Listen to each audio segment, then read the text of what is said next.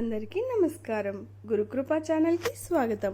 శ్రీమన్నారాయణుడు భూలోకంలో ఎన్నో లీలలు చేశాడు. అందులో అగ్ని రూపంలో చేసిన లీలలు విశేషాలు మీకోసం చెబుతాను.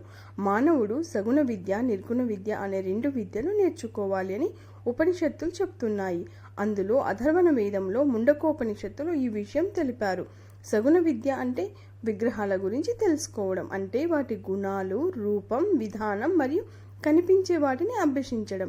కంటికి కనపడని పరమాత్మ గురించి తెలుసుకోవడం నిర్గుణ విద్య. అంటే పువ్వు సుగుణం, కంటికి కనపడుతుంది. వాసన కంటికి కనపడదు, అది నిర్గుణం. నీరు సుగుణం, రుచి నిర్గుణం. ఆహార పదార్థాలు సగుణం, ఆకలి రుచి నిర్గుణం. అలాగే విగ్రహం సుగుణం, అందులో ఉండే పరబ్రహ్మ స్వరూపం నిర్గుణం.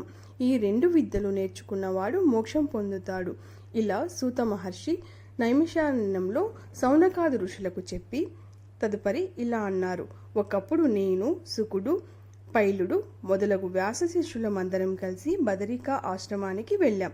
మరి ఋషులందరూ బదరికా ఆశ్రమానికి వెళ్ళారు కదా. అక్కడికి వెళ్ళిన తర్వాత అక్కడ ఏం చేశారు, వీటి విషయాలు రేపటి వీడియోలో తెలుసుకుందాం. వీడియో నచ్చితే లైక్ చేయండి, సబ్స్క్రైబ్ చేయండి, మీ బంధుమిత్రులకి షేర్ చేయండి. శ్రీమాత్రే నమః.